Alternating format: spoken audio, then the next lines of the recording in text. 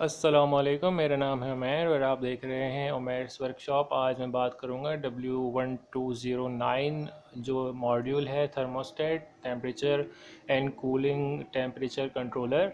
उसकी वजह से हम इसकी जो इंटरनल सेटिंग्स हैं उसके बारे में बात करेंगे कि इसकी जो इंटरनल सेटिंग्स होती हैं वो किस हवाले से जो है यूज़ में आती हैं। इसमें जब हम इसको पावर अप देते हैं 12 वोल्ट से तो ये इस तरह से ओपन हो जाता है और इसकी जो लाइव टेम्परेचर हो रहा होता है अपने इस सेंसर से शो कर रहा होता है। मिसाल के तौर पर अगर मैं इसको जो है ग्रैब कर लेता हूँ तो ये फिर हमारा नॉर्मली लाइव टेम्परेचर शो करना स्टार्ट कर देगा। फिर जहाँ भी रखेंगे इसको इनक्यूबेटर वगैरह में, रूम वगैरह में, तो फ़ौरन लाइव टेम्परेचर आपको दिखेगा। इसकी जो टेम्परेचर सेटिंग होती है वो इस तरह से होती है। इसमें 3 बटन आपको दिख रहे होंगे, ये सेट है, ये प्लस है, ये माइनस है। जब आप सेट का बटन एक दफ़ा प्रेस करते हैं तो यहाँ पे नंबर ब्लिंक करता है। वो टेम्परेचर जो है वो सेट हुआ, यानी कि जो सेट करना चाहते हैं उसको हम सेट कर सकते हैं, या सेट हुआ जो ऑलरेडी होता है। तो जब इसको हम एक दफ़ा सेट करते हैं, बटन दबाते हैं एक दफ़ा, तो ये नंबर ब्लिंक कर रहे 28। अब इसको हम कर देते हैं 38, प्लस वाला बटन दबा के रखेंगे और जब ये 38 पे चला जाएगा तो इसको हम छोड़ देंगे। 38 पे जाके जब ये जो है इसको ऐसे छोड़ देते हैं, फिर वापस सेट का बटन प्रेस करते हैं तो ये हमारा जो टेम्परेचर था वो हमारा सेट हो गया। 38 पे जो है जाके ये इसको क्लोज़ हो जाना है या फिर इसको ऑन हो जाना है। उसकी इंटरनल सेटिंग इस हवाले से होगी। P0 से लेके P6 तक की इसकी जो इंटरनल सेटिंग होती है IC चिप की, उस पर जाने के लिए सेट का बटन प्रेस करके रखेंगे जब तक कि आपके सामने जो है P0 ना आ जाए। P0 ये चीज़ आपके सामने, P0 कूलिंग और हीटिंग के लिए है। मिसाल के तौर पे आप चाह रहे हैं किसी जगह को जो है ठंडा करना, तो उसकी जगह हम यहाँ से ट्रिप करेंगे फ़ैन, और किसी जगह चाह रहे हैं आप वो जगह गर्म हो तो वहाँ पे हम लगाएंगे, ट्रिप करेंगे बल्ब। तो उस सेटिंग में यानी कि सीटिंग करनी है या कूलिंग करनी है, ठीक है, तो P0 में हम सेट का बटन एक दफ़ा प्रेस करके छोड़ देंगे। हमारे पास आ रहा है C, यानी कि कूलिंग करनी है या फिर हमें हीटिंग करनी है। तो अगर हमें हीटिंग करनी है तो प्लस का बटन एक दफ़ा प्रेस करेंगे और तो ये H आ जाएगा, यानी कि हीटिंग। ठीक है, इसके बाद फिर से सेट का बटन प्रेस करेंगे और अब हमारे पास P0 से लेकर P6 तक की हमारे P6 तक की हमारी सेटिंग हमारे पास आ जाती है, जो कि हमारे पास ये मौजूद है। P0 में कूलिंग हीटिंग जो हमने कर दी। P1 में डिफरेंस सेटिंग है। मिसाल के तौर पे हम चाह रहे हैं 38 से लेकर 37 के अंदर अंदर करना, तो हम P1 पे जाते हैं, वापस सेटिंग आ जाती है, तो वापस हम जाएंगे सेटिंग पे।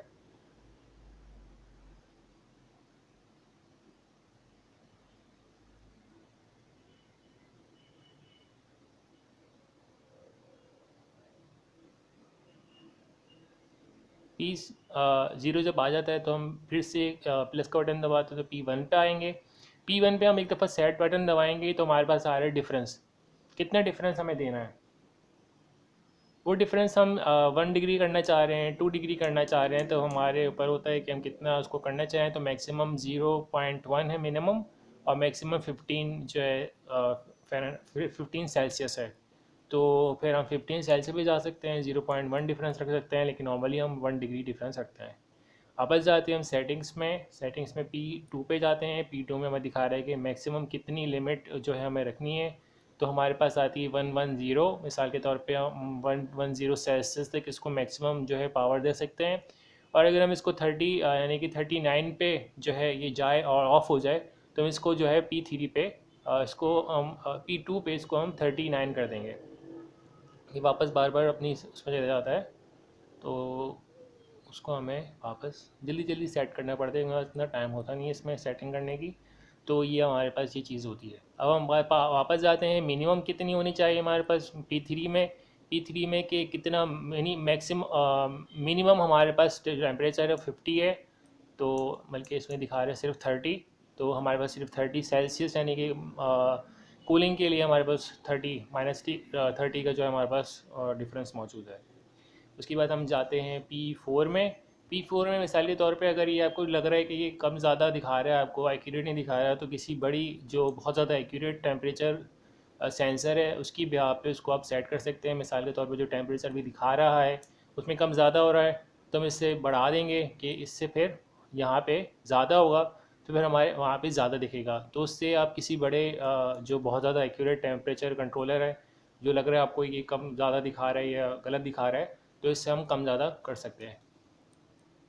तो फिर वो आपको उसी के वेरिएशन के हिसाब से फिर आपको वो दिखाएगा।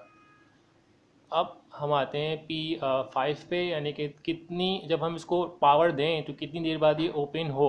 मिसाल के तौर पे हम चाह रहे हैं इसको 10 सेकंड के बाद, यानी कि जैसे ही हम इसको पावर दें 10 सेकंड के बाद ओपन हो। तो मैक्सिमम टाइम जो है मेरे ख्याल से 10 मिनट है, 10 मिनट के बाद ओपन हो, 1 सेकंड के बाद ओपन हो, ये आपके ऊपर है।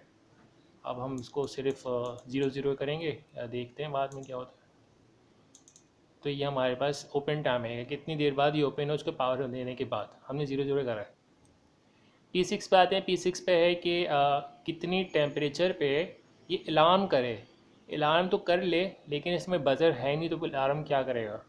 तो हमने ऑन करते हैं, तो ऑन के बाद हमारे पास क्या सेटिंग आती है, हमने ऑन किया तो उसके बाद फिर ये ऑन ही रह गया। इसमें हमारे पास और कोई ऑप्शन आता नहीं है कि इसके कितने टेम्परेचर पे हम इसको अलार्म करवाएं। ठीक है, तो ये HHH मेरे ख्याल से टेम्परेचर अलार्म दे रहा है, मेरे ख्याल से टेम्परेचर ज़्यादा हो गया शायद। तो 38 हमने सेट किया हुआ है और टेम्परेचर ये ज़्यादा दिखा रहा है। ठीक है, तो हम जाते हैं वापस इसको, तो अलार्म है उसको ऑफ़ करेंगे कि ये जो HHH का मतलब है ये अलार्म दे रहा है।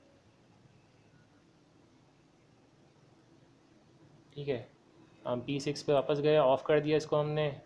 अब ये जो है अपना टेम्परेचर जो इसका ज़्यादा हो गया था मिसाल के तौर पे, तो ये HHH करके अलार्म दे रहा होगा, लेकिन बज़र कुछ नहीं बचेगा, ना कोई ऑप्शन है हमारे पास बज़र का।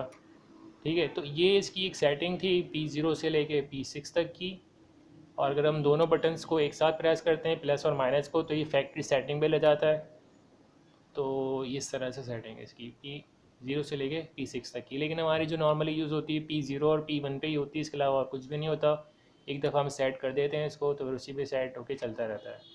ये थी इसकी जो है इंटरनल सेटिंग्स की बात आती है। इसकी वायरिंग बहुत इजी वायरिंग होती है इसकी। नॉर्मल तौर पे अगर मैंने बहुत सारे ट्यूटोरियल्स में बताया है कि ऐसे आप एक वायर लें, एक तरफ आप जो है बल्ब लगाएं या जो भी चीज़ आपको चलानी हीटिंग या फ़ैन, और दूसरी तरफ उसको सप्लाई, यानी कि जो पावर है उसकी 220 देनी है, 12 वोल्ट देनी है। जब उसको आप लगा दें दोनों तारों को एक साथ, तो यहाँ एक तार को काटें, इन दोनों तारों में से एक तार को काटें, इन दोनों तारों को आपने इसके K0 और K1 में यूँ लगा दिया। तो ये अपने पास से कोई पावर नहीं देता, ये सिर्फ इसकी पावर को ट्रिप करता है। तो ये एक वीडियो थी, काफ़ी ज़्यादातर लोगों की जो डिमांड थी कि बताएं इंटरनल सेटिंग क्या है, कि बहुत आसान है, इतनी हमारी कोई यूजेज होती भी नहीं। P0 और P1 पे हमारा काम होता है।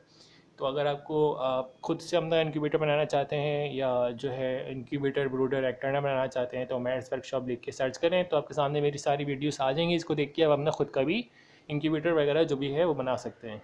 आपको वीडियो अच्छी लगी तो लाइक करें, शेयर करें और सब्सक्राइब करें। इसी के साथ अपना ख्याल रखिएगा। अल्लाह हाफ़िज़।